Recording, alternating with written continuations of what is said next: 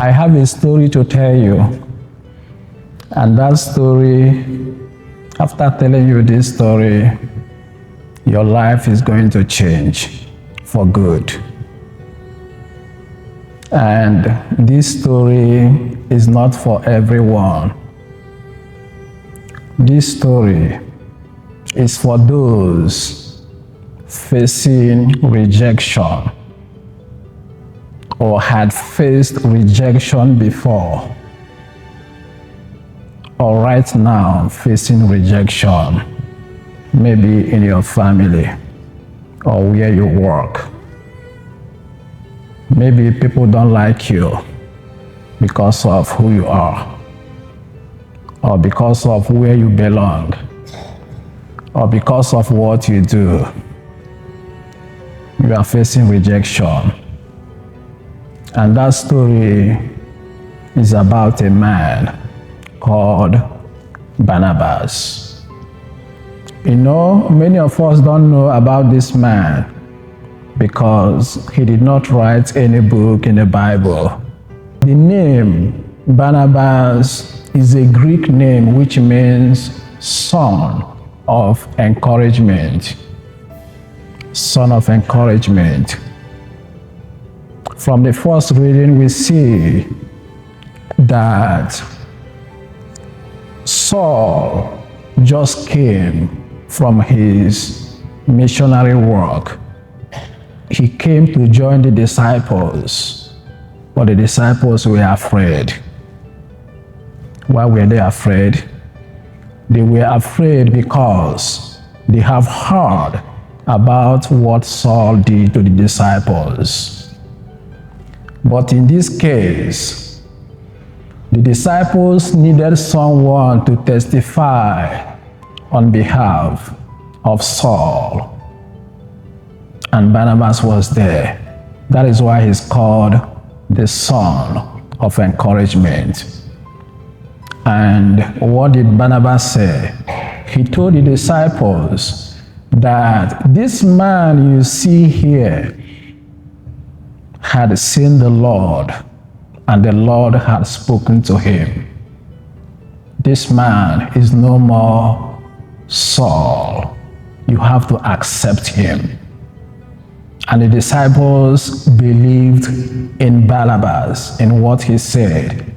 But that was not the end.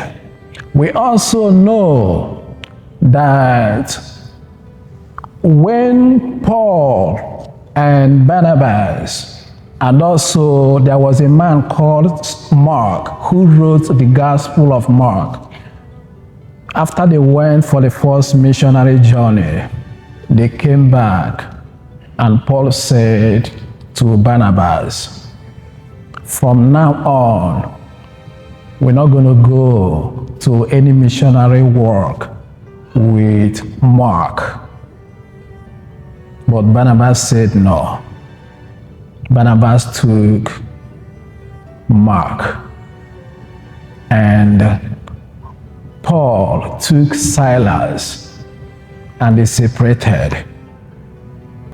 Without Barnabas, St. Paul wouldn't have written all his letters to Colossians, Romans, all his letters. In our lives, every one of us should have a Barnabas in our lives who will stand for us in a time of trouble, who will stand and speak on our behalf.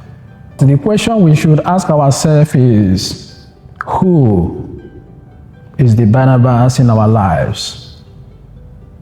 Who is the Barnabas in our families? Are you the Barnabas to your husband when trouble comes? Or are you the Barnabas to your wife when trouble comes? Maybe the doctor told you that the reason why you don't have children is because of your husband.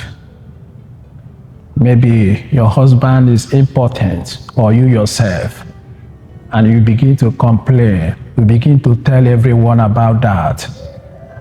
You yourself should be the Barnabas of that family. We know what happened in 1 Samuel chapter 1. Elkanah married 2 wives. One is Peninnah and one is Hannah. But Hannah did not have any child.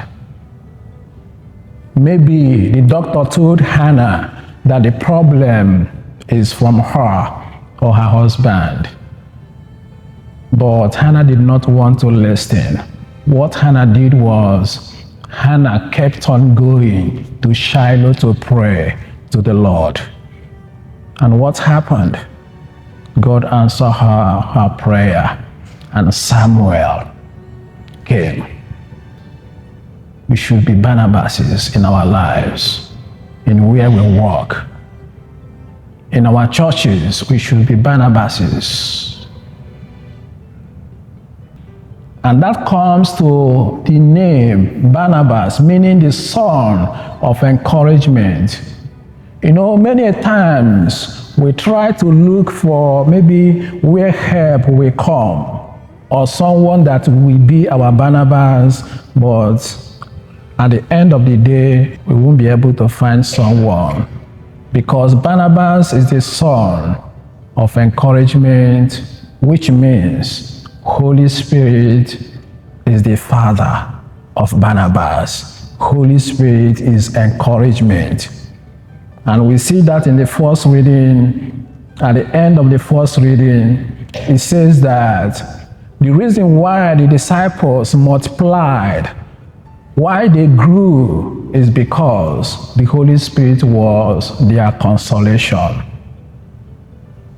So if we don't find any Barnabas around us, we should look for the father of Barnabas, who is the Holy Spirit. And we know what Holy Spirit can do. Even before the Pentecost, before Jesus left the disciples, they were also afraid. They were afraid. But what did Jesus say? Do not be afraid. I have to go, and I will send you an advocate, which means Barnabas, someone who is going to encourage you, the encourager. We should have that in our families. And we should be Barnabas to our children.